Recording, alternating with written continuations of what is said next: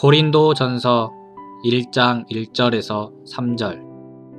하나님의 뜻에 따라 그리스도 예수의 사도로 부르심을 받은 나 바울과 믿음의 형제 소수데네는 고린도에 있는 하나님의 교회와 그리스도 예수 안에서 거룩함을 입어 성도가 된 사람들과 우리 주 예수 그리스도를 주님으로 믿고 그 이름을 부르는 각 처의 모든 사람들에게 하나님 우리 아버지와 주 예수 그리스도의 은혜와 평안이 함께 하기를 기도합니다. 고린도전서 1장 4절에서 17절. 교회 안의 분쟁. 나는 그리스도 예수님을 통해 여러분에게 은혜를 주신 하나님께 늘 감사하고 있습니다. 이것은 여러분이 그리스도 안에서 말과 지식을 포함하여 모든 일에 풍성한 복을 받았기 때문입니다.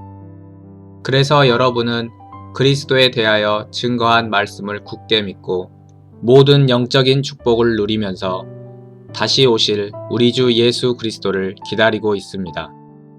그분은 재림하시는 날에 여러분이 흠없는 자가 되도록 끝까지 지켜주실 것입니다.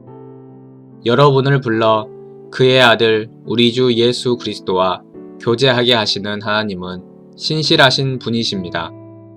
형제 여러분, 내가 우리 주 예수 그리스도의 이름으로 권합니다.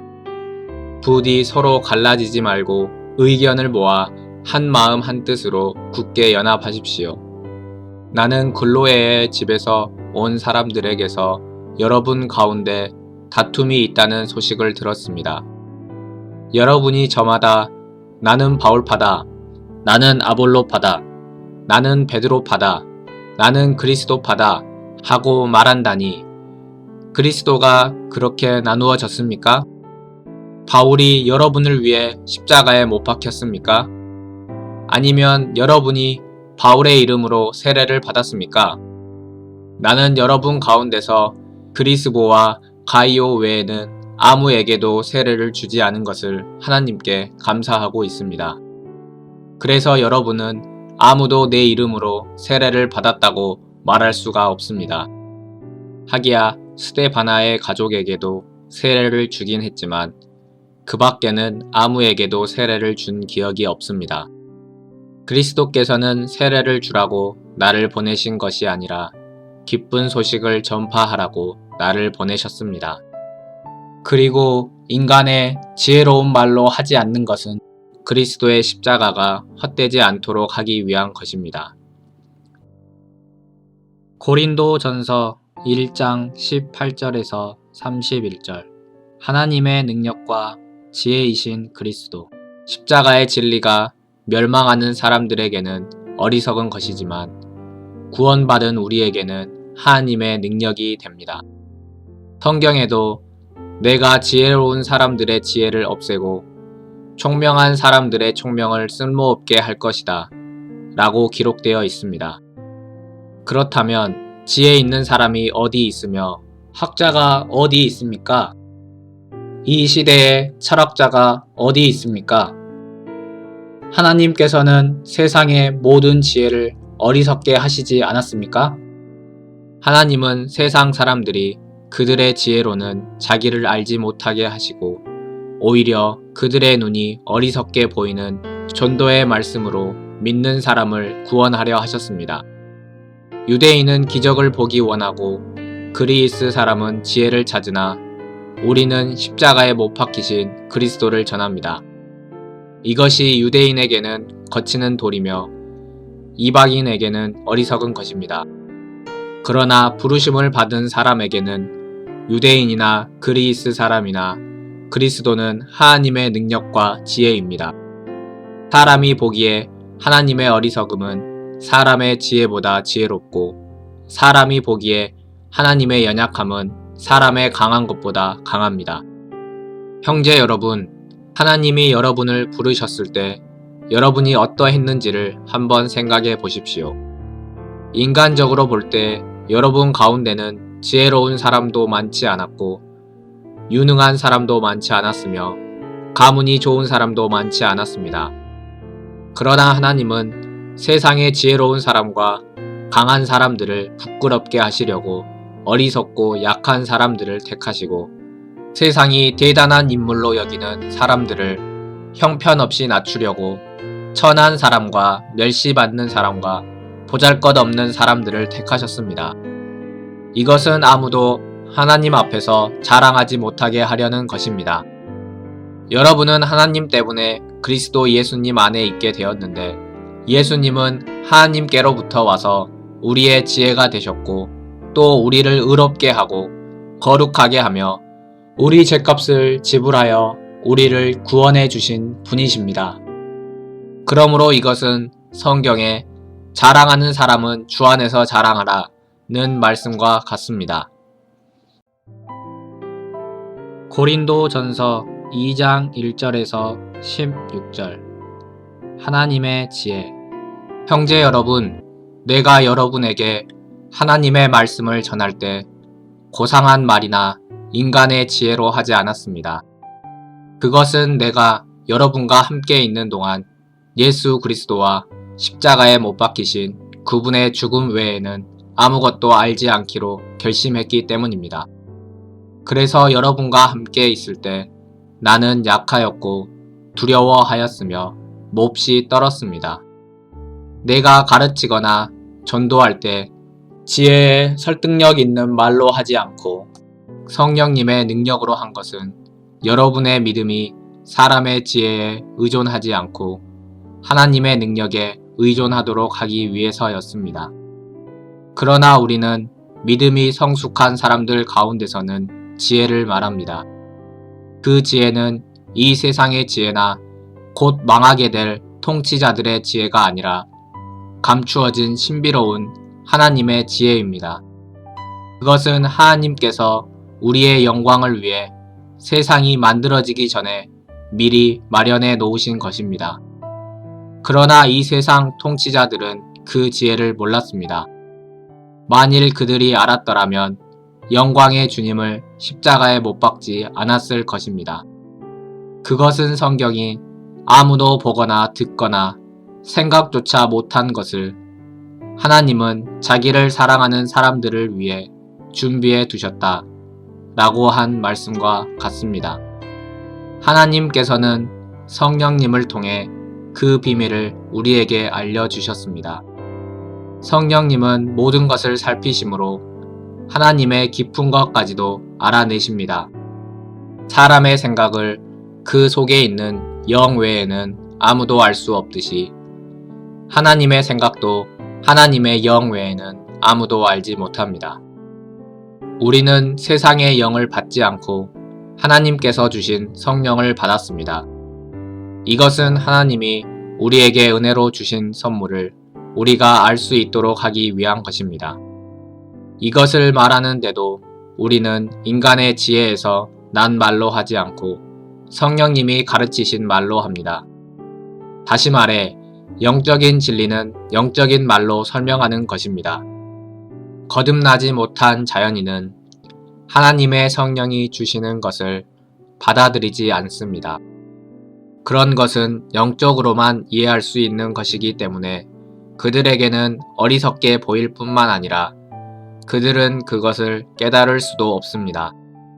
영적인 사람은 모든 것을 제대로 평가하지만 세상 사람은 그를 제대로 평가하지 못합니다. 성경에도 누가 주의 마음을 알아서 주를 가르칠 수 있겠는가? 라고 하지 않았습니까? 그러나 우리는 그리스도의 마음을 가졌습니다. 고린도전서 3장 1절에서 4장 5절 미숙의 결과. 형제 여러분, 나는 여러분에게 영적인 사람을 대하듯이 말할 수가 없어서 세속적인 사람, 곧 그리스도 안에서 어린아이를 대하듯 말합니다. 내가 여러분에게 젖을 먹이고 단단한 음식을 먹이지 않았습니다. 이것은 여러분이 그것을 소화시킬 능력이 없었기 때문입니다. 여러분은 지금도 마찬가지입니다. 아직도 여러분은 세상 사람들처럼 살고 있습니다. 여러분 가운데 시기와 다툼이 있는데 어찌 육적인 세상 사람들처럼 행동하는 것이 아니라고 할 수 있겠습니까? 여러분 가운데 어떤 사람은 나는 바울파다, 또 어떤 사람은 나는 아볼로파다 하고 말한다니 여러분이 세상 사람과 다를 게 무엇입니까? 그렇다면 아볼로는 무엇이며 바울은 무엇입니까? 우리는 주님이 시키신 대로 여러분을 믿게 한 종들에 지나지 않습니다. 나는 심었고 아볼로는 물을 주었습니다. 그러나 자라게 하신 분은 하나님이십니다. 그러므로 심는 사람과 물을 주는 사람은 아무것도 아니지만 자라나게 하시는 하나님이 가장 중요합니다. 심는 사람과 물을 주는 사람은 하나이며 각자 자기가 일한 대로 상을 받을 것입니다. 우리는 하나님의 일을 하는 동역자들이요. 여러분은 하나님의 밭이며 건물입니다. 나는 하나님의 은혜로 지혜로운 훌륭한 건축가가 되어 기초를 놓았으며 다른 사람은 그 위에 건물을 세우고 있습니다. 그러나 건물을 세우는 방법에 대하여 각자가 주의해야 합니다. 이미 놓인 기초는 예수 그리스도이시므로 아무도 다른 기초를 놓을 수 없습니다. 이 기초 위에 건물을 세울 때 금이나 은이나 보석으로 세우는 사람도 있고 나무나 풀이나 짚으로 세우는 사람도 있을 것입니다. 그러나 심판 날에는 각자의 일한 결과가 불로 시험을 받아 밝혀질 것입니다. 만일 세운 것이 불에 타지 않고 남아 있으면 상을 받을 것이나 그것이 타버리면 상을 잃고 말 것입니다. 그런 사람은 구원을 얻어도 마치 불 속에서 간신히 헤쳐나온 것과 같을 것입니다. 여러분은 하나님의 성전인 것과 성령님이 여러분 안에 계시다는 것을 모르십니까? 누구든지 하나님의 성전을 더럽히면 하나님이 그 사람을 멸망시키실 것입니다. 이것은 하나님의 성전이 거룩하며 여러분 자신도 바로 그런 성전이기 때문입니다. 여러분은 아무도 자기를 속여서는 안 됩니다. 여러분 가운데 이 세상에서 지혜롭다고 생각하는 사람이 있으면 정말 지혜로운 사람이 되기 위해서는 어리석은 사람이 되십시오. 이 세상의 지혜는 하나님이 보시기에 어리석은 것입니다.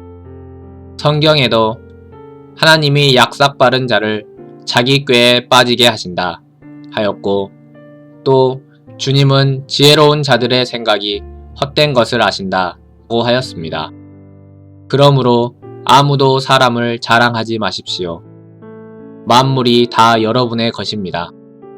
바울이든 아볼로든 베드로든 모두 여러분의 유익을 위해 존재하는 사람들이며 온 세계뿐만 아니라 생명이나 죽음이나 현재일이나 장래일이 다 여러분에게 속하였고 여러분은 그리스도에게 속하였으며 그리스도는 하나님께 속하였습니다.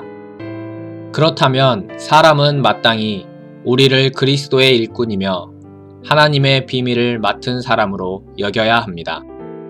이런 것을 맡은 사람에게 요구되는 것은 충성된 자로 인정을 받는 것입니다. 나는 여러분이나 다른 어떤 사람에게 판단받는 것을 대수롭지 않게 생각하며 나도 나 자신을 판단하지 않습니다. 내가 양심의 가책을 받는 일은 없지만 그렇다고 죄가 없는 것은 아닙니다. 오직 나를 판단하시는 분은 주님이십니다. 그러므로 여러분은 최후의 심판때까지 아무것도 판단하지 말고 주님이 오실 때까지 기다리십시오. 주님이 오시면 어둠 속에 감추어진 것을 밝혀내고 사람의 마음속 생각을 드러내실 것입니다. 그때에는 각 사람이 하나님께 칭찬을 받을 것입니다. 고린도전서 4장 6절에서 21절 사도의 교훈. 형제 여러분, 나는 여러분을 위하여 나 자신과 아볼로의 경우를 들어서 말하였습니다. 그것은 여러분이 기록된 말씀의 범위를 넘어서지 말라는 말의 의미를 우리에게 배워서 어떤 사람은 자랑하고 어떤 사람은 멸시하는 일이 없도록 하기 위한 것입니다. 누가 여러분을 남달리 뛰어나게 하였습니까? 여러분이 가진 것 중에 하나님에게 받지 않은 것이 무엇입니까?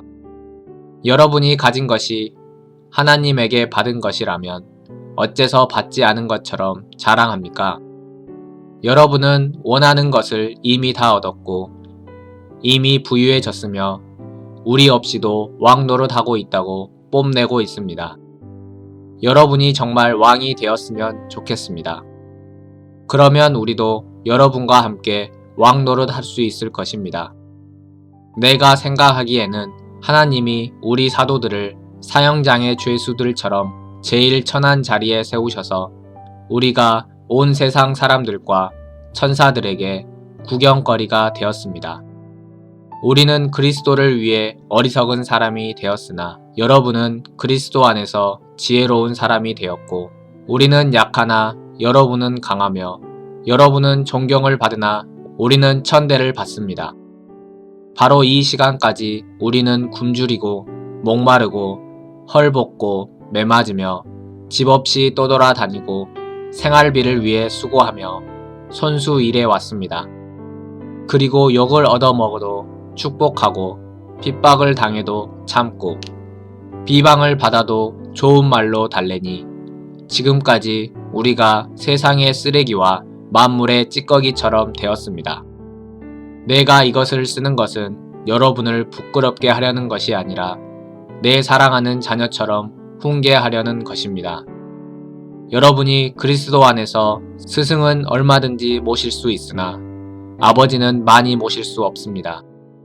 나는 여러분에게 기쁜 소식을 전함으로 그리스도 예수 안에서 여러분의 아버지가 되었습니다. 그러므로 내가 여러분에게 권합니다. 나를 본받으십시오.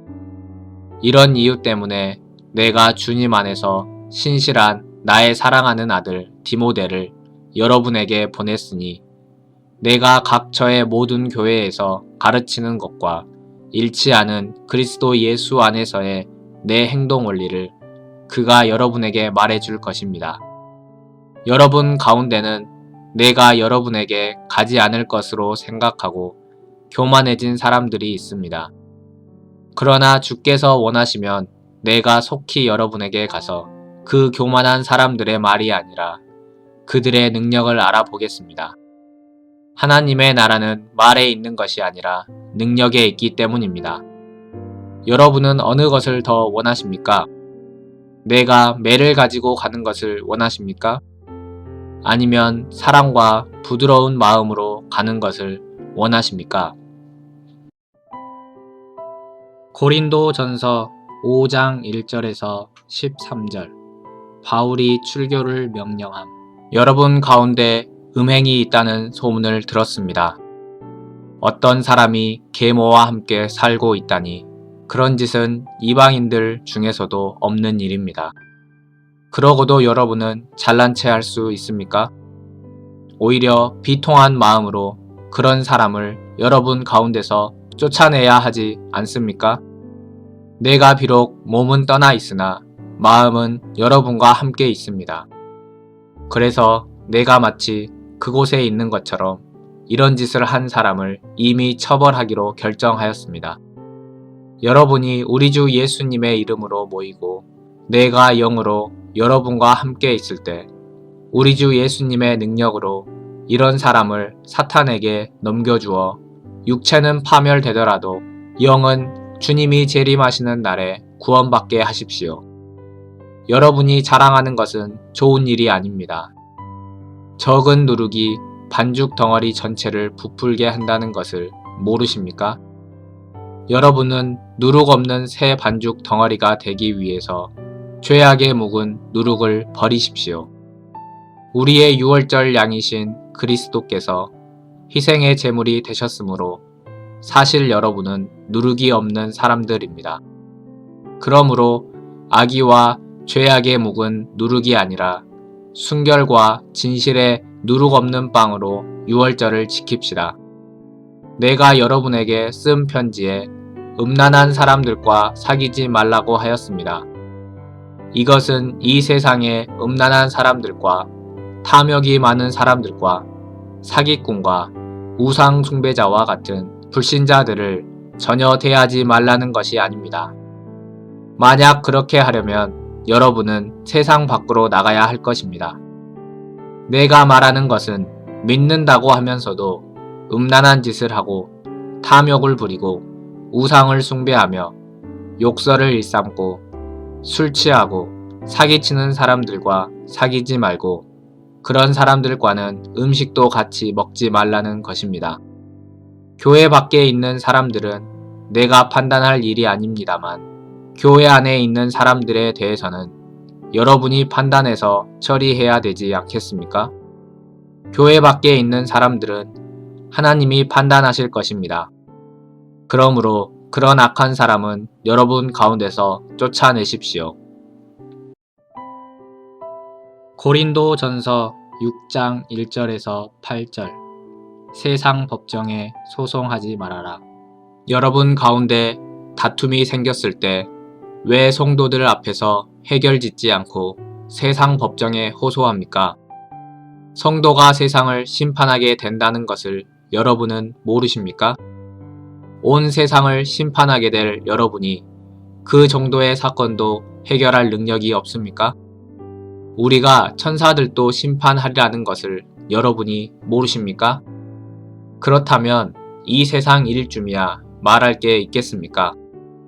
여러분에게 그런 문제가 생겼을 때 교회에서 별로 대단하게 여기지 않는 세상 사람들을 재판관으로 세워서야 되겠습니까? 내가 여러분을 부끄럽게 하려고 이 말을 합니다.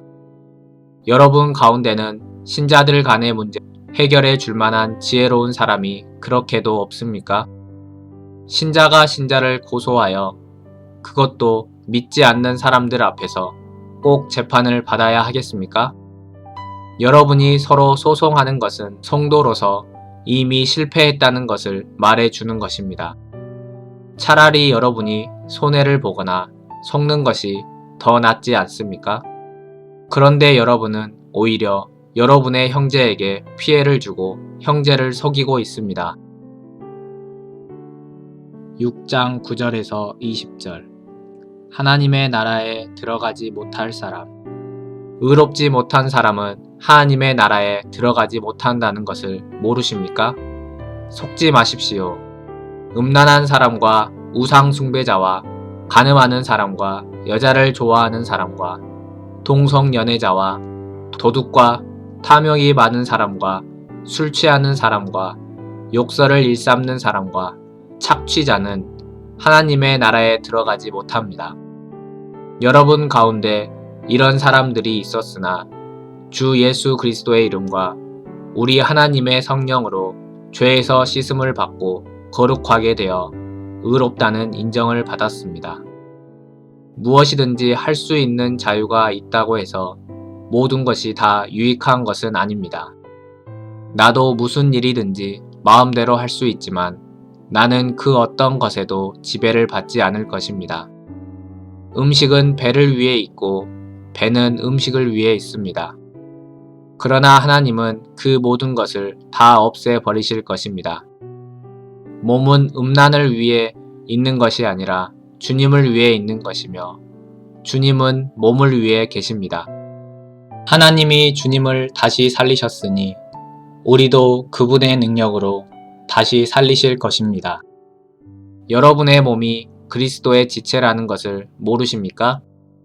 그리스도의 지체인 여러분이 창녀의 지체가 되어서야 되겠습니까? 결코 그럴 수는 없습니다.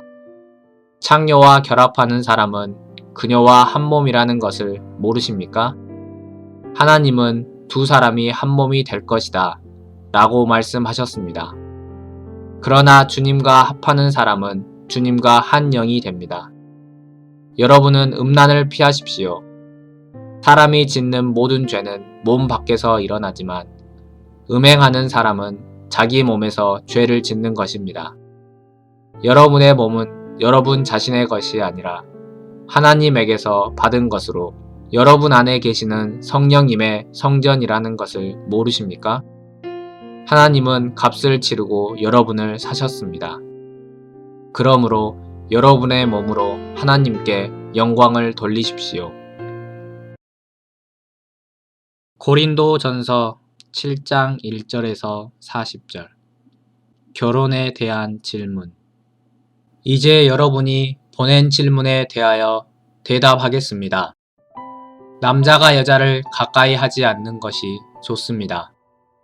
그러나 음란에 빠지지 않기 위해서 남자마다 자기 아내를 두고 여자마다 자기 남편을 두게 하십시오. 남편은 아내에게 그의 의무를 다하고 아내도 남편에게 자기 의무를 다하십시오. 아내의 몸을 다스릴 권리는 남편에게 있고 남편의 몸을 다스릴 권리는 아내에게 있습니다. 여러분은 서로 몸을 거절하지 마십시오. 다만 기도에 전념하기 위해 서로 합의하여 얼마 동안은 그렇게 하더라도 다시 정상적인 부부 생활을 하십시오. 이것은 여러분이 절제하지 못할 때 사탄이 시험하지 못하게 하려는 것입니다. 내가 이 말을 하는 것은 권면이지 명령이 아닙니다. 나는 모든 사람이 다 나처럼 되기를 바랍니다. 그러나 사람은 저마다 하나님에게서 받은 은혜의 선물이 있습니다. 이런 선물을 받은 사람도 있고 저런 선물을 받은 사람도 있습니다. 미혼자와 과부들에게 말합니다. 여러분도 나처럼 혼자 지내는 것이 좋습니다. 그러나 스스로 절제할 수 없으면 결혼하십시오. 정욕으로 불타는 것보다 결혼하는 편이 낫습니다. 결혼한 사람들에게 말합니다. 이것은 내 말이 아니라 주님의 명령입니다. 아내는 남편과 헤어지면 안 됩니다. 만일 헤어지더라도 혼자 그냥 지내든지 아니면 남편과 다시 화해하십시오. 그리고 남편도 아내를 버리면 안 됩니다. 나머지 사람들에게 말합니다. 이것은 주님의 말씀이 아니라 내 말입니다. 믿는 남자에게 믿지 않는 아내가 있을 경우 그녀가 남편과 함께 살려고 하거든 그녀를 버리지 마십시오. 또 믿는 여자에게 믿지 않는 남편이 있을 경우 그와 아내가 함께 살려고 하거든 그를 버리지 마십시오. 믿지 않는 남편이 아내를 통해 거룩하게 되고 믿지 않는 아내가 믿는 남편을 통해 거룩하게 됩니다. 그렇지 않으면 여러분의 자녀들도 깨끗지 못할 것이지만 이제는 거룩합니다. 만일 믿지 않는 쪽에서 떠나고 싶어 하거든 떠나게 하십시오. 남자든 여자든 믿는 사람은 그런 일에 얽매일 필요가 없습니다. 그러나 하나님은 평화롭게 살라고 우리를 부르셨습니다. 믿는 아내가 믿지 않는 남편을 구원하고 믿는 남편이 믿지 않는 아내를 구원하게 될지 어떻게 알겠습니까? 다만 각 사람은 주님께서 나누어 주신 은혜와 하나님께서 부르신 그대로 생활하십시오. 나는 어느 교회에서나 이렇게 가르치고 있습니다. 부르심을 받기 전에 이미 할례를 받았다면 할례 받은 표를 없애려고 애쓰지 말고 또 할례를 받지 않았다면 굳이 받으려 하지 마십시오. 할례를 받든 안 받든 그것이 문제가 아니라 하나님의 계명을 지키는 것이 더 중요합니다. 그러므로 각 사람은 하나님의 부르심을 받았을 때의 상태 그대로 살아가십시오. 종으로 있을 때에 부르심을 받았습니까? 걱정하지 마십시오. 그러나 자유의 몸이 될 수 있거든 차라리 그 길을 찾으십시오. 주님께 부르심을 받은 사람은 종도 주님께 속한 자유인이며 부르심을 받을 때 자유인이었던 사람도 그리스도의 종입니다. 하나님께서 값을 치르고 여러분을 사셨으니 사람의 종이 되지 마십시오. 형제 여러분, 여러분은 부르심을 받은 그대로 하나님과 함께 살아가십시오. 처녀에 대해서는 주님의 명령을 받지 못하였습니다. 그러나 나는 주님의 자비하심으로 신뢰할 만한 사람이 되어 내 의견을 말합니다. 임박한 재난을 생각한다면 사람이 독신으로 지내는 것이 좋을 것 같습니다. 아내가 있는 사람은 헤어지려고 하지 말고 아내가 없는 사람은 아내를 구하지 마십시오. 그러나 남자나 여자가 결혼하여도 죄를 짓는 것은 아닙니다. 다만 이런 사람들은 세상살이가 고달프기 마련이므로 여러분을 아끼는 마음에서 하는 말입니다. 형제 여러분, 이제 때가 얼마 남지 않았습니다. 이제부터 안에 있는 사람은 없는 사람같이 사십시오. 우는 사람은 울지 않는 사람같이 하고 기뻐하는 사람은 기뻐하지 않는 사람같이 하며 무엇을 사는 사람은 그것을 소유하지 않는 것처럼 하고 세상 물건을 쓰는 사람은 다 쓰지 못하는 사람같이 하십시오. 이 세상의 유행은 지나가 버립니다. 나는 여러분이 걱정 없이 살기를 바랍니다. 결혼하지 않은 남자는 어떻게 하면 주님을 기쁘시게 할까 하고 주님의 일만 신경을 쓰지만 결혼한 남자는 어떻게 하면 자기 아내를 기쁘게 할까 하고 세상 일에 신경을 쓰게 되어 마음이 갈라집니다. 그리고 결혼하지 않은 여자나 처녀는 주님의 일에만 신경을 쓰며 몸과 마음을 거룩하게 하려고 애쓰지만 결혼한 여자는 어떻게 하면 자기 남편을 기쁘게 할까 하고 세상 일에만 신경을 씁니다. 내가 이 말을 하는 것은 여러분의 유익을 위한 것이지 여러분의 자유를 구속하려는 것이 아닙니다. 나는 여러분이 올바른 생활을 하며 마음이 흐트러짐이 없이 오직 주님만 섬기게 되기를 바라는 것입니다. 만일 어떤 사람이 자기 처녀 딸에 대한 처사가 옳지 못하다고 느끼고 또 한창 꽃다운 시절이 지나 결혼을 시켜야겠다고 생각하면 그렇게 하십시오. 그것은 죄가 되지 않습니다. 그러나 꼭 결혼을 시켜야 할 이유도 없고 또 자기 뜻대로 할 권리가 있어서 마음을 굳히고 자기 딸을 그냥 머물러 있게 하기로 작정하여도 잘하는 일입니다. 그러므로 결혼시키는 것도 잘하는 일이지만 결혼시키지 않는 것은 더 잘하는 일입니다. 아내는 남편이 살아있는 동안은 그에게 메인 몸이지만 남편이 죽으면 자기가 원하는 남자와 마음대로 결혼할 수 있습니다. 그러나 반드시 믿는 사람과 결혼해야 합니다. 하지만 내 판단에는 재혼하지 않고 그냥 지내는 것이 더 행복할 것 같습니다. 나에게도 하나님의 영이 있다고 생각합니다.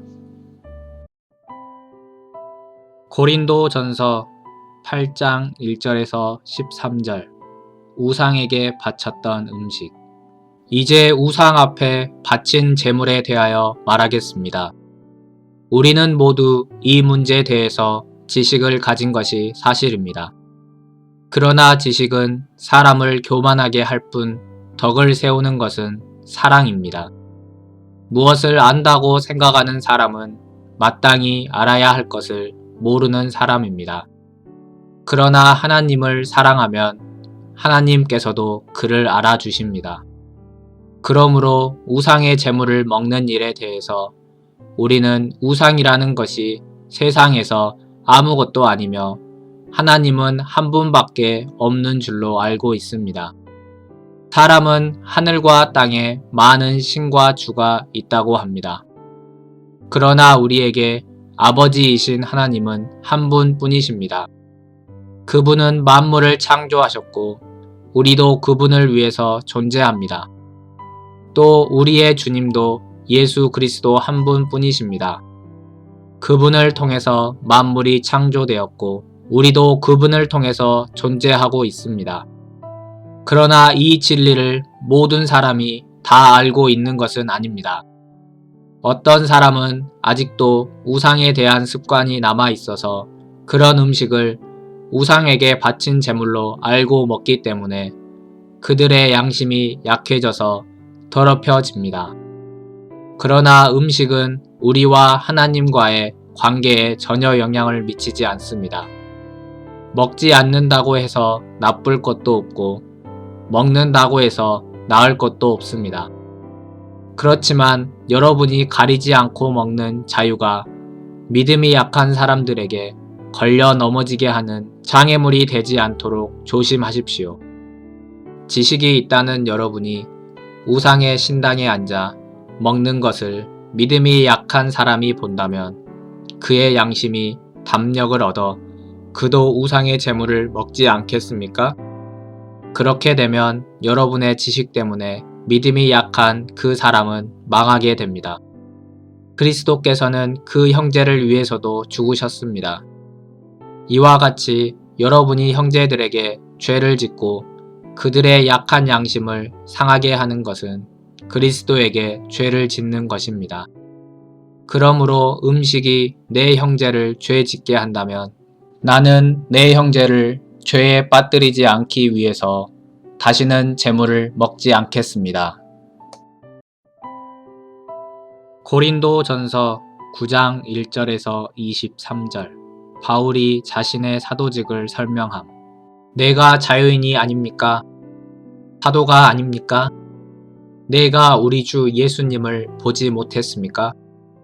내가 주님을 위해 일한 결실이 바로 여러분이 아닙니까? 내가 다른 사람들에게는 사도가 아닐지라도 여러분에게는 사도입니다. 주님을 믿는 여러분이 내가 사도라는 것을 증거하는 표가 되기 때문입니다. 나를 비판하는 사람들에게 말합니다. 우리에게 먹고 마실 권리가 없습니까? 다른 사도들과 주님의 형제들과 베드로처럼 우리에게도 믿는 아내를 데리고 다닐 권리가 없겠습니까? 어찌 나와 바나바에게만 일하지 않고 먹을 권리가 없겠습니까? 자기 비용으로 군대 생활을 할 사람이 어디 있습니까? 포도원을 만들고 포도를 먹지 않을 사람이 누굽니까? 양을 기르는 사람치고 그 젖을 먹지 않을 사람이 누굽니까? 내가 사람의 견지에서만 이것을 말합니까? 율법도 이것을 말하고 있지 않습니까? 모세의 율법에는 곡식을 밟아 떠는 소의 입에 망을 씌우지 마십시오 라고 기록되어 있습니다. 이것은 하나님이 소를 염려해서 하신 말씀입니까? 전적으로 우리를 위해서 하신 말씀이 아닙니까? 그렇습니다. 이것은 우리를 위해 기록된 것입니다. 밭 가는 사람이나 타자 가는 사람은 제 몫을 받을 희망을 가지고 일합니다. 여러분에게 영적인 씨앗을 뿌린 우리가 물질적인 수확을 거둔다고 해서 이것을 지나친 일이라 할 수 있겠습니까? 다른 사람이 여러분에게 이런 권리를 가졌다면 우리에게는 더욱 큰 권리가 있지 않겠습니까? 그러나 우리는 이 권리를 쓰지 않았고 오히려 그리스도의 기쁜 소식을 전하는 일에 조금이라도 지장이 될까봐 모든 것을 참아왔습니다. 성전에서 일하는 사람들은 거기서 나오는 것을 먹으며 제단에서 섬기는 사람들은 재물을 나누어 가진다는 것을 모르십니까? 이와 같이 주님께서도 기쁜 소식을 전하는 사람들은 그 일을 통해 먹고 살 수 있도록 하셨습니다. 그러나 나는 이런 권리를 하나도 사용하지 않았습니다. 그리고 여러분이 나에게 그렇게 해달라는 뜻에서 내가 이 말을 하는 것이 아닙니다. 나는 죽는 한이 있더라도 내가 자랑으로 여기는 것을 아무도 헛되게 하지 못하게 할 것입니다. 내가 기쁜 소식을 전할지라도 자랑할 것이 없는 것은 내가 반드시 해야 할 일이기 때문입니다. 만일 내가 기쁜 소식을 전하지 않으면 나에게 불행이 닥칠 것입니다. 내가 자발적으로 이 일을 한다면 보수를 받아야 하겠지만 자발적이 아니더라도 나는 당연히 해야 할 직분을 맡은 것입니다. 그렇다면 내가 받을 보수는 무엇입니까?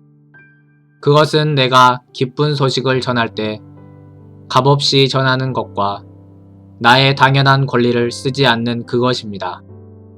나는 아무에게도 매이지 않았으나 더 많은 사람을 얻으려고 스스로 모든 사람의 종이 되었습니다. 유대인에게 내가 유대인처럼 된 것은 유대인들을 얻기 위해서이며 율법 아래 있는 사람들에게 내가 율법 아래 있지 않으면서도 그들처럼 된 것은 율법 아래 있는 사람들을 얻기 위해서입니다. 내가 하나님의 율법을 떠난 것이 아닙니다. 그리스도의 법 아래 있으면서도 내가 율법 없는 이방인들에게 율법 없는 사람과 같이 된 것은 율법 없는 이방인들을 얻기 위해서입니다. 또 믿음이 약한 사람들에게는 내가 믿음이 약한 사람처럼 되어 그들을 얻으려고 하였습니다.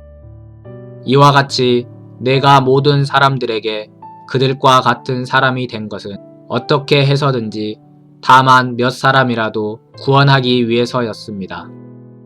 내가 기쁜 소식을 위해 이 모든 일을 하는 것은 그 축복에 함께 참여하기 위한 것입니다.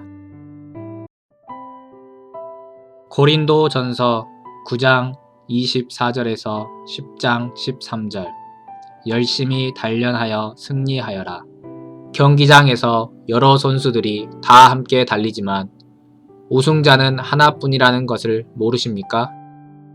이와 같이 여러분도 우승자가 되도록 힘껏 달리십시오.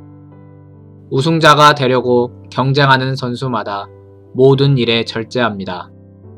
그들은 썩을 면류관을 얻기 위해 그렇게 하지만 우리는 썩지 않을 면류관을 위해 그렇게 해야 합니다.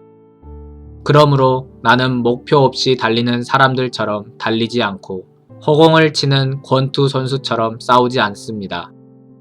내가 내 몸을 쳐서 복종시키는 것은 내가 남에게 전도한 후에 오히려 나 자신이 버림을 당할까 두렵기 때문입니다. 형제 여러분, 여러분은 옛날 우리 조상들이 광야에서 겪은 일을 잊어서는 안 되겠습니다. 모세 때에 우리 조상들은 모두 구름의 인도를 받아 홍해를 건넜습니다. 그들은 모두 모세를 따라 구름과 바다 가운데서 세례를 받았고 똑같이 신령한 양식을 먹었으며 똑같이 신령한 물을 마셨습니다. 그들은 이 물을 신령한 바위에서 마셨는데 그 바위는 그들과 함께 하셨던 그리스도였습니다. 그러나 하나님께서 그들 대부분을 기쁘게 여기지 않으셨으므로 그들은 광야에서 멸망을 받았습니다. 이런 일은 우리에게 거울이 되어 우리도 그들처럼 악을 좋아해서는 안 된다는 것을 경고해 주고 있습니다. 그들 가운데 어떤 사람들처럼 여러분은 우상을 숭배하지 마십시오. 성경에도 백성이 앉아서 먹고 마시고 일어나 난잡하게 뛰놀았다 라고 기록되어 있습니다. 또 그들 가운데 어떤 사람들은 간음하다가 하루에 23,000명이나 죽었습니다. 우리는 그들처럼 간음하지 맙시다. 그들 가운데 어떤 사람들은 주님을 시험하다가 뱀에게 물려 죽었습니다. 우리는 그들처럼 주님을 시험하지 맙시다.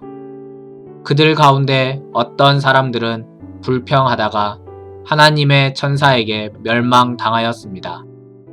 우리는 그들처럼 불평하지 맙시다. 그들이 당한 이런 일들은 다른 사람들에게 본보기가 되었으며 세상 끝날을 눈앞에 둔 우리에게 하나의 경고로서 기록되었습니다. 그러므로 선줄로 생각하는 사람은 넘어질까 조심하십시오. 여러분이 당한 시험은 모든 사람들이 다 당하는 시험입니다.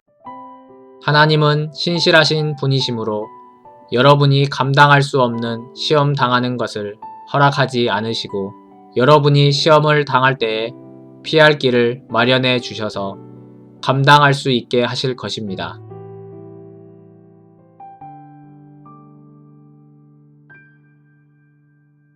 (10장 14절에서 33절) 사랑하는 여러분, 우상숭배에 대한 그러므로 우상숭배하는 일을 피하십시오. 내가 지각 있는 사람들에게 말합니다. 내가 하는 말을 스스로 판단해 보십시오. 우리가 감사하며 받는 축복의 잔은 그리스도의 피에 차별하는 것이 아닙니까? 또 우리가 떼는 빵은 그리스도의 몸에 참여하는 것이 아닙니까? 빵이 하나인데 우리가 다 그 빵을 함께 나누어 먹으므로 우리 모든 사람들은 한 몸이 된 것입니다. 이스라엘 사람들을 보십시오. 제물을 먹는 사람들이 제단에 참여하지 않습니까? 그렇다면 우상의 제물이나 우상은 아무것도 아니지 않습니까? 그러나 이방인들이 제사하는 것은 귀신에게 하는 것이지 하나님에게 하는 것이 아닙니다. 나는 여러분이 귀신들과 사귀는 것을 원치 않습니다. 주님의 잔을 마시는 여러분이 귀신들의 잔을 마실 수는 없으며 주님의 식탁에 참여하는 여러분이 귀신들의 식탁에 참여할 수는 없습니다. 우리가 주님을 노엽게 해서야 되겠습니까? 우리가 주님보다 강하단 말입니까?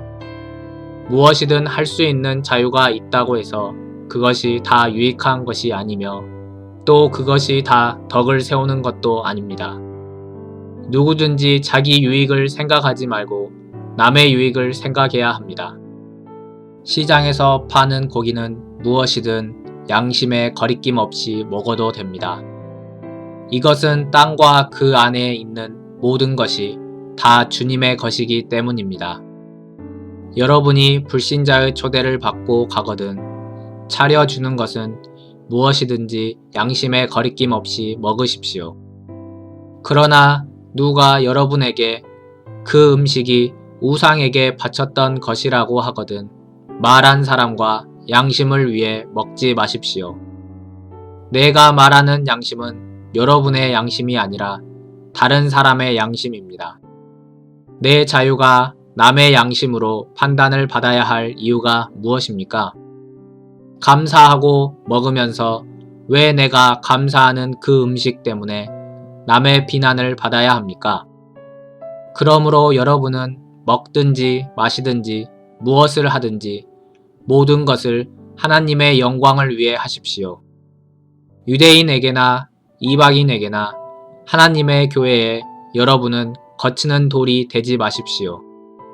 여러분도 나처럼 매사에 모든 사람을 기쁘게 하도록 노력하십시오. 나는 내 자신의 유익을 생각하지 않고 많은 사람들의 유익을 생각하며 그들이 구원을 얻도록 애쓰고 있습니다.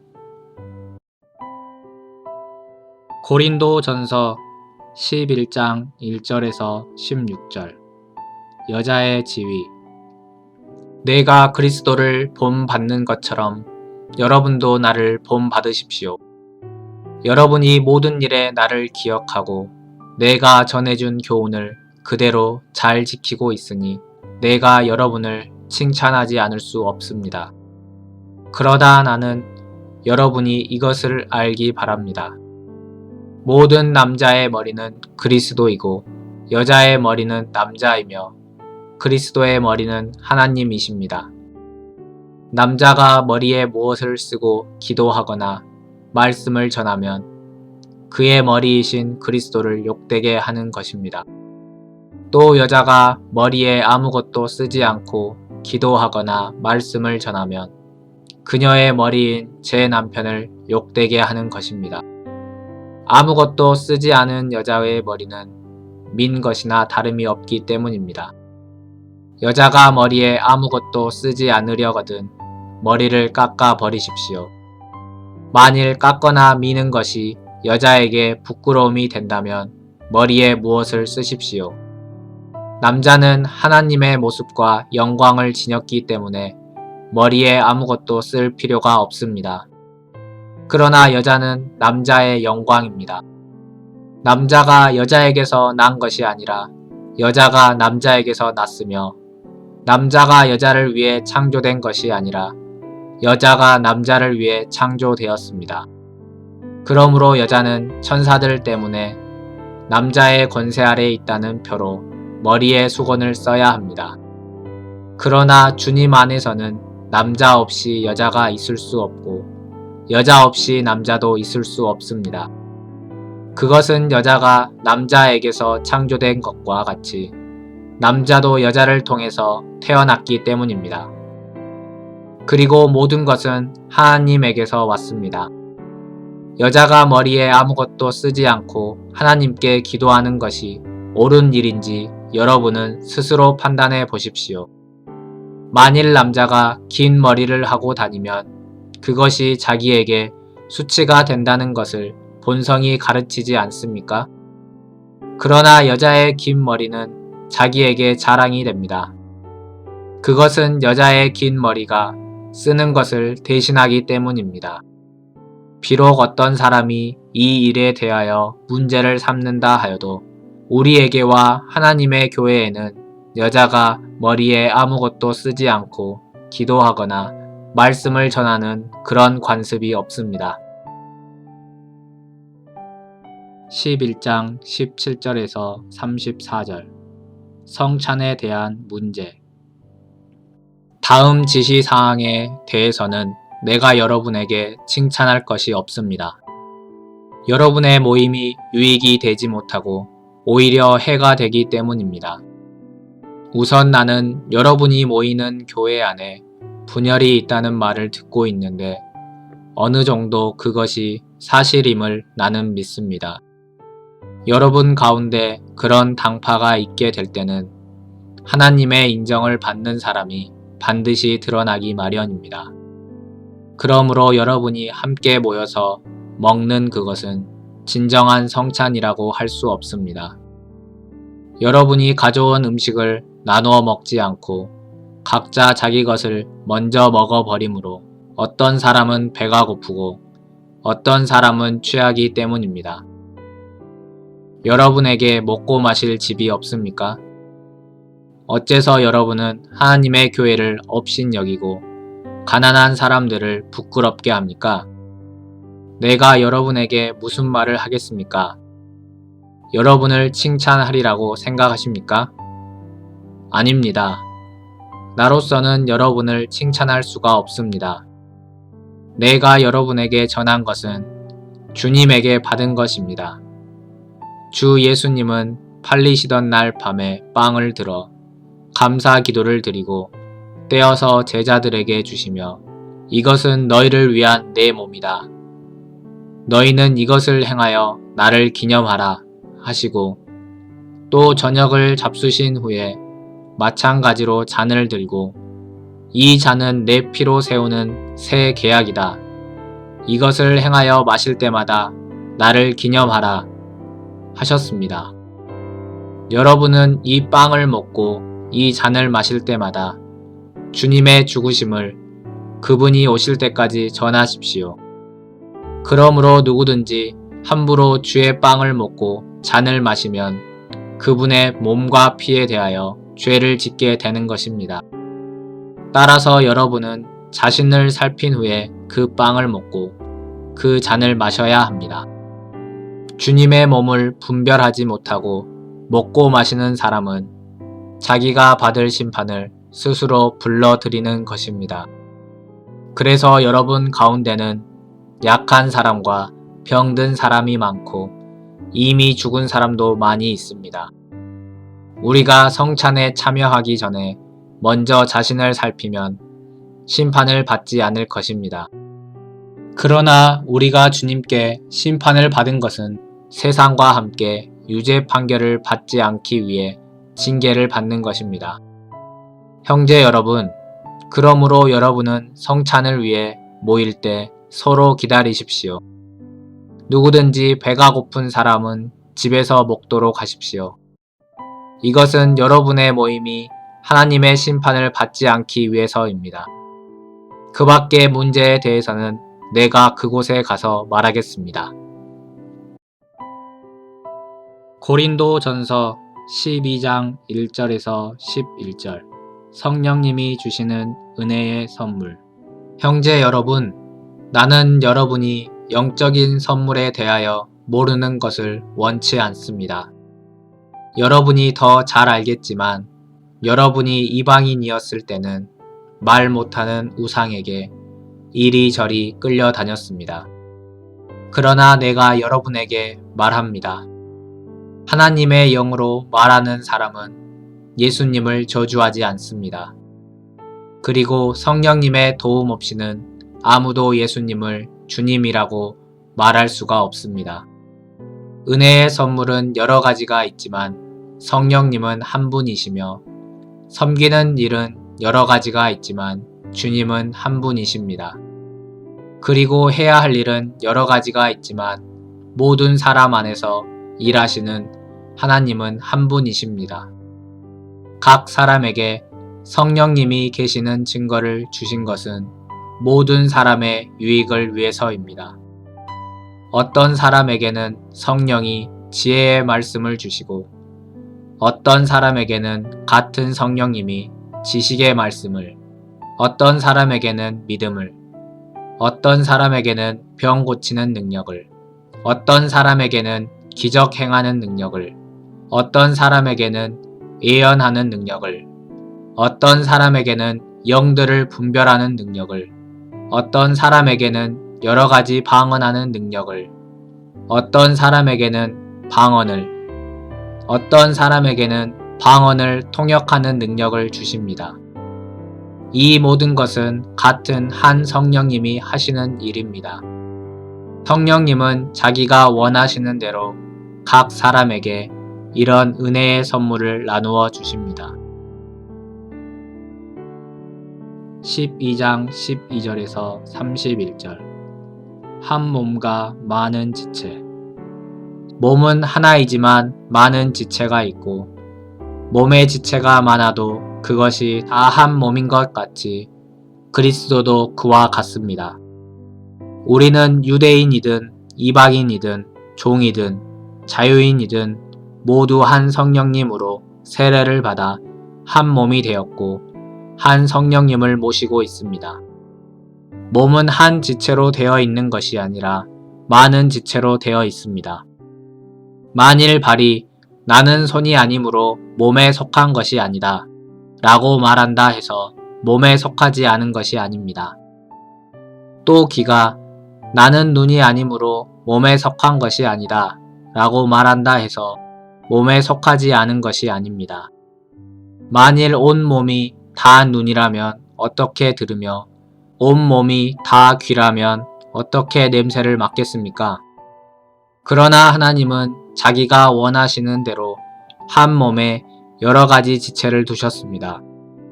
만일 모두 한 지체뿐이라면 몸은 어디입니까?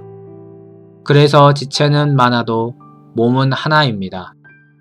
그러므로 눈이 손에게 너는 내가 필요 없다 고 하거나 머리가 발에게 너는 내게 필요 없다 고 할 수 없습니다. 몸 가운데 약해 보이는 지체가 오히려 더 필요합니다. 우리는 몸 가운데서 별로 중요하게 생각되지 않는 부분을 더욱 중요하게 여기고 또 별로 아름답지 못한 부분을 더욱 아름답게 꾸밉니다. 그러나 아름다운 부분에 대해서는 그럴 필요가 없습니다. 이처럼 하나님께서는 하찮은 부분을 더욱 귀하게 여겨 몸의 조화를 이루게 하셨습니다. 그래서 몸 안에 분열이 없이 모든 지체가 서로 도와 나갈 수 있게 하신 것입니다. 만일 한 지체가 고통을 당하면 모든 지체가 함께 고통을 당하고 한 지체가 영광을 받으면 모든 지체도 함께 기뻐합니다. 여러분은 그리스도의 몸이며 여러분 한 사람 한 사람은 그 몸의 각 지체입니다.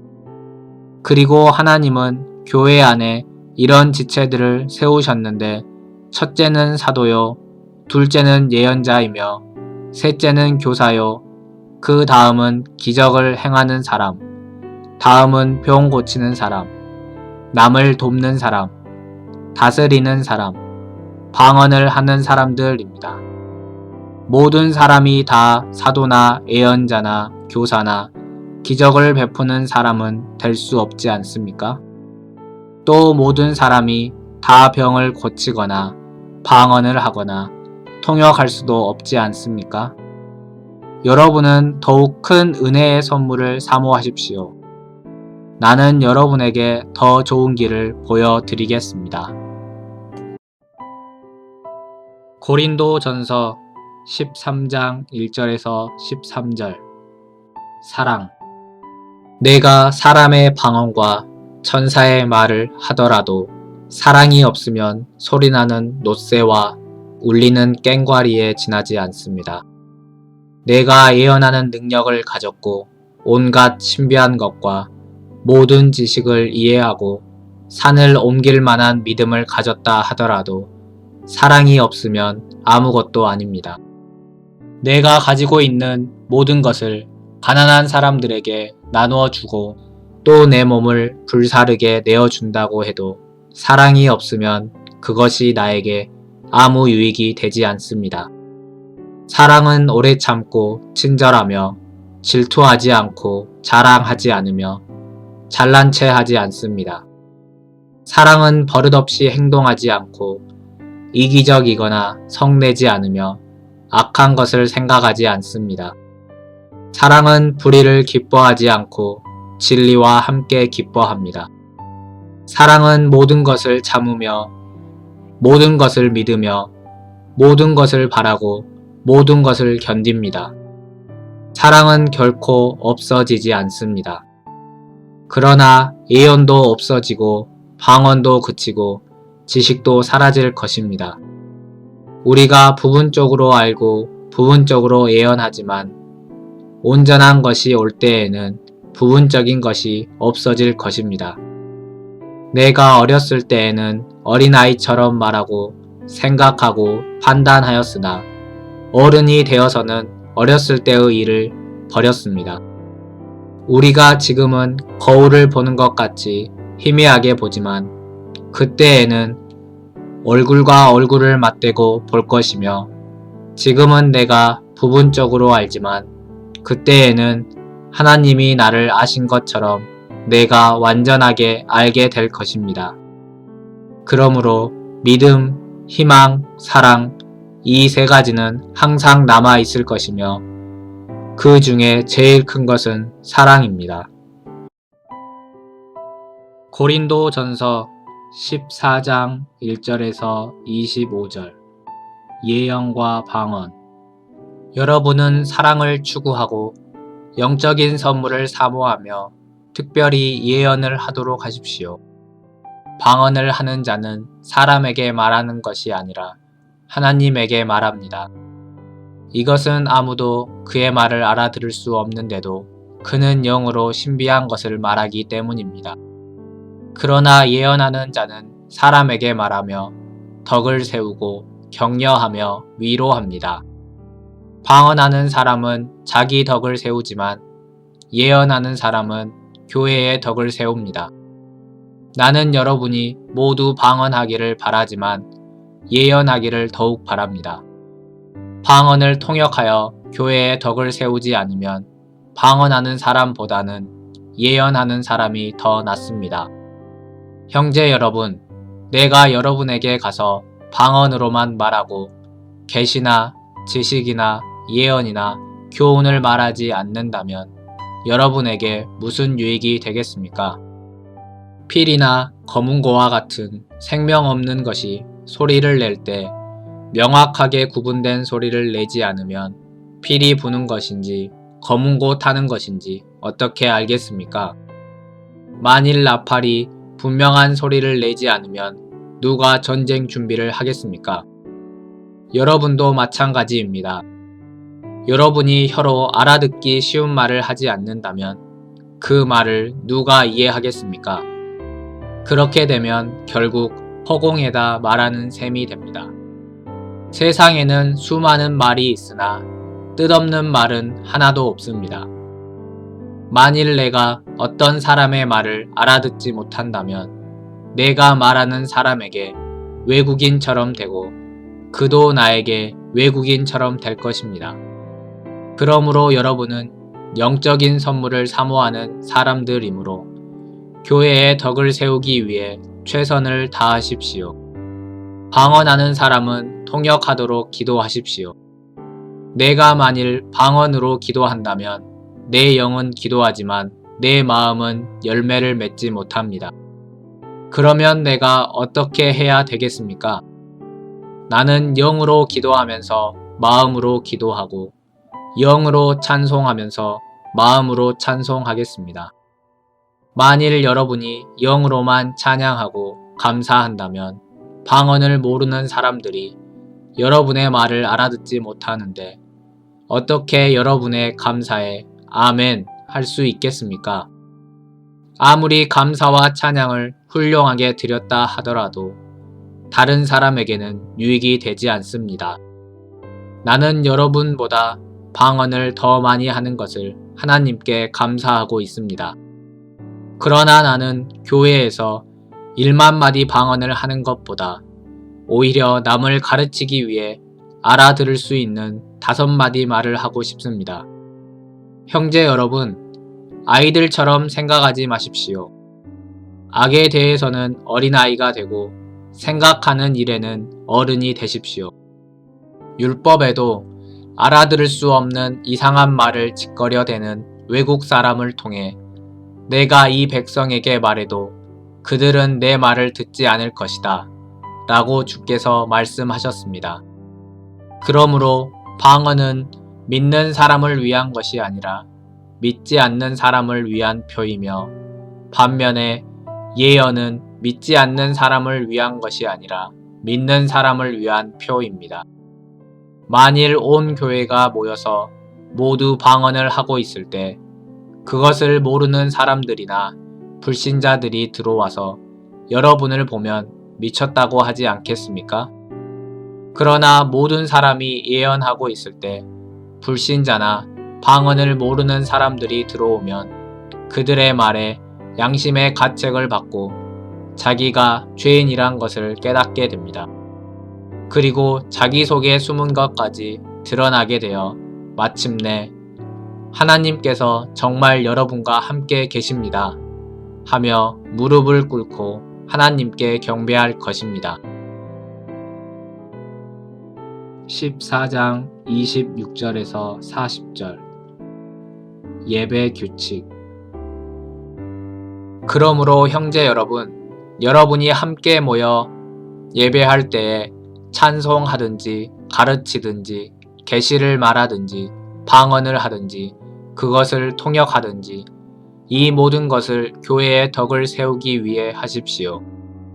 만일 누가 방언을 하려면 2사람이나 많아야 3사람이 차례대로 하고 한 사람은 그것을 통역하십시오. 통역하는 사람이 없으면 교회에서는 조용히 하고 자기 자신과 하나님께만 말하십시오. 예언도 2-3사람만 하고 다른 사람은 그것을 새겨 들으십시오.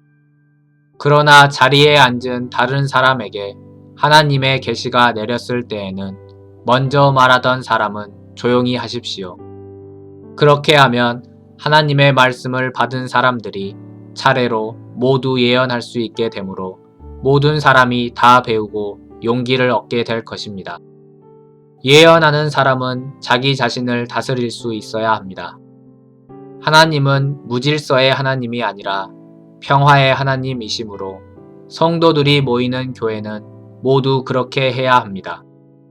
그리고 여자들은 교회에서 말하는 것이 허락되지 않았으니 조용히 하십시오. 율법에도 여자는 남자에게 복종하라고 하였습니다. 만일 알고 싶은 것이 있으면 집에서 자기 남편에게 물어보십시오. 여자가 교회에서 말하는 것은 부끄러운 일입니다. 하나님의 말씀이 원래 여러분에게서 나왔습니까? 여러분만 하나님의 말씀을 받았습니까? 누구든지 자기를 예언자나 영적인 선물을 받은 자로 생각하는 사람은 내가 여러분에게 한 말이 주님의 명령이라는 것을 아십니다. 누구든지 이것을 인정하지 않으면 그도 인정받지 못합니다. 그러므로 형제 여러분, 여러분은 예언하는 것을 사모하더라도 방언하는 것을 막지 마십시오.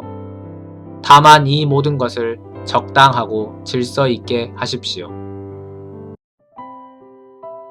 고린도전서 15장 1절에서 11절 그리스도의 부활. 형제 여러분, 내가 여러분에게 전한 기쁜 소식에 대하여 다시 한번 여러분을 깨우치려고 합니다. 여러분은 이 기쁜 소식을 받아 그 위에 여러분의 신앙을 굳게 세웠습니다. 만일 여러분이 내가 전한 말을 굳게 지키고 헛되이 믿지 않았으면 그 기쁜 소식으로 여러분은 구원을 받을 것입니다. 나는 내가 받은 가장 중요한 것을 여러분에게 전하였습니다. 그것은 그리스도께서 성경 말씀대로 우리 죄를 위해 죽으시고 무덤에 묻히셨다가 3일 만에 다시 살아나셨다는 것입니다. 그리고서 그분은 베드로에게 나타나셨고 그 후 12제자에게 나타나셨으며 그 다음에는 500명이 넘는 형제들에게 일시에 나타나셨는데 그들 가운데 죽은 사람도 있지만 대부분의 사람들이 지금까지 살아 있습니다. 그 후에는 야고보에게 나타나셨고 그 다음에는 모든 사도들에게 나타나셨으며 맨 나중에는 부족하기 짝이 없는 내게도 나타나셨습니다. 나는 사도들 중에 가장 보잘것없는 사람이며 하나님의 교회를 박해했기 때문에 사도라고 불릴 자격마저 없습니다. 그러나 오늘날 내가 이렇게 된 것은 하나님의 은혜로 된 것이며 내게 주신 그분의 은혜가 헛되지 않아 내가 다른 모든 사도들보다 더 많이 일했습니다. 그렇지만 그것은 내가 한 것이 아니라 나와 함께 하신 하나님의 은혜였습니다. 일한 사람이 나든 그들이든 우리가 다 부활의 소식을 전하였고 여러분도 이것을 믿었습니다. 15장 12절에서 34절 우리의 부활 그리스도께서 죽은 사람 가운데서 다시 살아났다고 전파되었는데 어째서 여러분 가운데는 죽은 사람의 부활이 없다고 하는 사람이 있습니까? 만일 죽은 사람의 부활이 없다면 그리스도께서도 다시 살지 못하셨을 것입니다. 만일 그리스도께서 다시 살아나지 못하셨다면 우리의 전도와 여러분의 믿음이 헛되고 맙니다. 더구나 하나님이 그리스도를 다시 살리셨다고 우리가 증거했기 때문에 우리는 하나님의 거짓 증인이 될 것입니다. 만일 죽은 사람이 다시 살아나지 못한다면 그리스도도 다시 살아나지 못하셨을 것이며 또 그리스도께서 다시 살아나지 못하셨다면 여러분의 믿음도 헛되고 여러분은 여전히 죄 가운데 있을 것이며 그리스도 안에서 죽은 사람들도 망했을 것입니다. 만일 우리가 그리스도 안에서 바라는 것이 이 세상뿐이라면 우리는 그 누구보다도 불쌍한 사람들입니다. 그러나 그리스도께서는 죽었다가 다시 살아나 죽은 사람들의 첫 열매가 되셨습니다. 죽음이 한 사람을 통해서 온 것처럼 죽은 사람의 부활도 한 사람을 통해서 왔습니다. 아담의 죄로 모든 사람이 죽은 것 같이 그리스도로 모든 사람이 다시 살게 될 것입니다. 그러나 부활에는 각자 자기 차례가 있습니다. 첫째는 첫 열매이신 그리스도이고 다음은 그리스도께서 다시 오실 때 그분을 믿었던 모든 성도들입니다. 그런 다음 세상의 종말이 올 것이며 그때 그리스도께서는 영계와 지상의 모든 통치권과 권세와 능력을 없애버리고 나라를 하나님 아버지께 넘겨드릴 것입니다. 그리스도께서 모든 원수들을 자기 발 아래 굴복시킬 때까지 왕으로서 다스려야 합니다. 그리고 멸망받을 최후의 원수는 죽음입니다.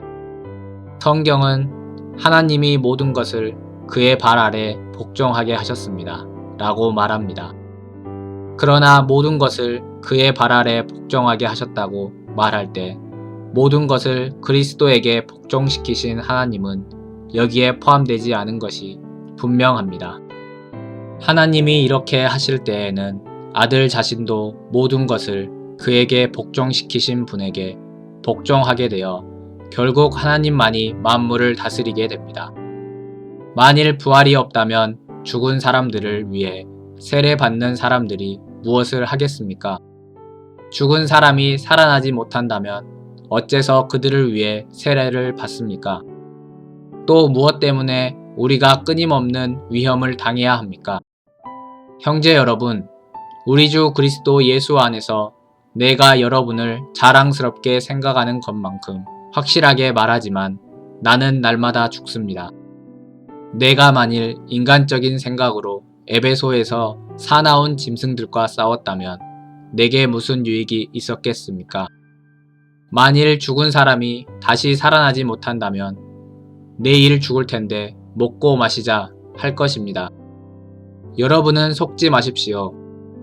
악한 친구와 사귀면 좋은 버릇마저 그르치게 됩니다. 정신을 똑바로 차리고 죄를 짓지 마십시오.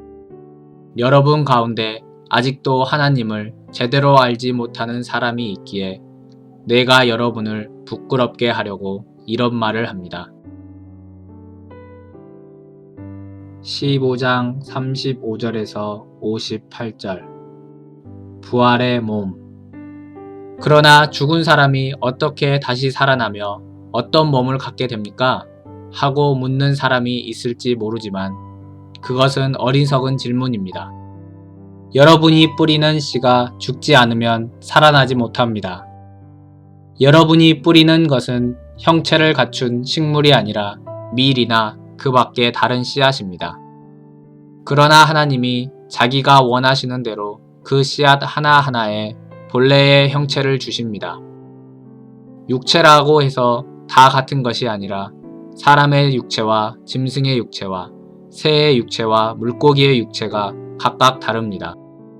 하늘의 형체도 있고 땅의 형체도 있으나 그 영광이 각각 다르며 해와 달과 별의 영광이 다르고 별과 별의 영광도 다 다릅니다. 죽은 사람들의 부활도 이와 같습니다. 몸은 묻히며 썩지만 썩지 않을 것으로 다시 살아납니다. 천한 몸으로 묻혔지만 영광스러운 몸으로 다시 살아나며 약한 몸으로 묻혔지만 강한 몸으로 다시 삽니다. 육체의 몸으로 묻혔지만 영의 몸으로 다시 살아납니다. 육체의 몸이 있으면 영의 몸도 있는 것입니다. 성경에 첫 사람 아담은 산 존재가 되었다 라고 쓰여 있으나 마지막 아담인 그리스도는 생명을 주시는 영이 되셨습니다. 그러나 영적인 것보다 육적인 것이 먼저 왔으며 그 다음에 영적인 것이 왔습니다. 첫 사람 아담은 땅에서 흙으로 빚어졌지만 둘째 사람 예수님은 하늘에서 오셨습니다. 흙에 속한 사람은 흙으로 만들어진 아담과 같고 하늘에 속한 사람은 하늘에서 오신 그리스도와 같습니다. 우리가 지금은 흙으로 빚은 사람의 몸을 지니고 있으나 언젠가는 하늘에서 오신 그리스도와 같은 몸을 갖게 될 것입니다. 형제 여러분, 내가 여러분에게 말하지만 살과 피는 하나님의 나라를 물려받을 수 없으며 또 썩을 것은 썩지 않을 것을 물려받을 수 없습니다. 내가 이제 한 가지 비밀을 말하겠습니다. 그것은 우리가 죽지 않고 모두 변화된다는 것입니다. 마지막 나팔 소리가 울릴 때 눈 깜빡할 사이에 죽은 사람들이 썩지 않을 사람으로 다시 살아날 것이며 우리는 모두 변화될 것입니다. 이 썩을 것이 썩지 않을 몸을 입고 이 죽을 것이 죽지 않을 몸을 입을 수밖에 없습니다. 이런 날이 일어날 때에는 승리가 죽음을 삼켜버렸다 라는 성경 말씀이 이루어질 것입니다. 죽음아, 너의 승리가 어디 있느냐? 죽음아, 내가 쏘는 것이 어디 있느냐? 죽음이 쏘는 것은 죄이며 죄의 힘은 율법입니다. 그러나 우리 주 예수 그리스도를 통해 우리에게 승리를 주시는 하나님께 감사합시다. 나의 사랑하는 형제 여러분, 그러므로 굳게 서서 흔들리지 말고 항상 주님의 일에 열심을 다하십시오. 주님을 위한 여러분의 수고는 결코 헛되지 않을 것입니다. 고린도 전서 16장 1절에서 24절 마지막 교훈. 예루살렘 교회 성도들을 돕기 위한 헌금에 대해서는 내가 갈라디아의 여러 교회에 지시한 것과 같이 여러분도 그렇게 하십시오. 여러분은 일요일마다 각자 자기 수입에 따라 얼마씩 따로 떼어 놓아서 내가 갈 때 헌금을 거두지 않도록 하십시오. 내가 그곳에 가면 여러분이 인정하는 사람들에게 내 소개 편지를 주고 그들을 보내서 여러분의 헌금을 예루살렘에 전하도록 하겠습니다. 만일 나도 가는 것이 좋다면 그들과 함께 가겠습니다. 내가 마케도니아를 지나가야 하므로 그곳에 들린 후에 여러분에게로 가겠습니다. 나는 얼마 동안 여러분과 함께 지내게 될 것 같습니다. 어쩌면 여러분들과 함께 겨울을 보내게 될지도 모르겠습니다. 그렇게 되면 내가 어디로 가든지 여러분의 도움을 받아 여행을 계속할 수 있을 것입니다. 지금은 지나는 길에 여러분을 만나고 싶은 생각이 없습니다. 주님이 허락하시면 여러분과 함께 얼마 동안 머물러 있고 싶습니다. 그러나 오순절까지는 내가 에베소에 머물려고 합니다. 이것은 내가 효과적으로 일할 수 있는 큰 문이 활짝 열려 있고 또 나를 대적하는 사람들도 많이 있기 때문입니다. 디모데가 그리로 가거든 아무 걱정 없이 여러분과 함께 지낼 수 있게 해주십시오. 그도 나처럼 주님의 일을 하고 있습니다. 그러므로 아무도 그를 업신여기지 말고 평안히 보내 내게 돌아오게 하십시오. 나는 형제들과 함께 그가 돌아오기를 기다리고 있습니다. 그리고 형제 아볼로에 대해서는 내가 그에게 다른 형제들과 함께 여러분에게 가라고 여러 번 권했으나 지금은 갈 마음이 없는 것 같습니다. 그러나 기회가 있으면 가게 될 것입니다. 여러분은 정신을 차리고 믿음에 굳게 서서 남자답게 강하십시오. 그리고 모든 일을 사랑으로 하십시오. 형제 여러분, 여러분도 알고 있겠지만 스데바나의 가정은 아가야 지방에서 제일 먼저 믿었으며 또 성도들은 섬기는 일에 몸바쳐 일해왔습니다. 그러므로 여러분은 이런 사람들과 또 그들과 함께 일하며 수고하는 사람들에게 순종하십시오. 스데바나와 부드나도와 아가이고가 와서 기쁩니다. 그들은 여러분이 못다한 것을 보충해 주었습니다. 그들이 나와 여러분의 마음을 시원하게 하였으니 그런 사람들에게 고맙게 생각하십시오. 아시아의 여러 교회가 여러분에게 무난합니다. 아굴라와 브리스가가 그들의 집에서 모이는 교회 성도들과 함께 주 안에서 여러분에게 진심으로 무난하고 이곳에 있는 모든 형제가 여러분에게 무난합니다. 여러분도 주님 안에서 따뜻한 인사를 서로 나누십시오. 나 바울은 손수 이 문안에 글을 씁니다. 누구든지 주님을 사랑하지 않으면 저주를 받을 것입니다. 마라나타, 우리 주님이 오십니다. 주 예수 그리스도의 은혜가 여러분과 함께하고 나의 사랑이 그리스도 예수 안에 있는 여러분 모두에게 함께하기를 기도합니다. 아멘.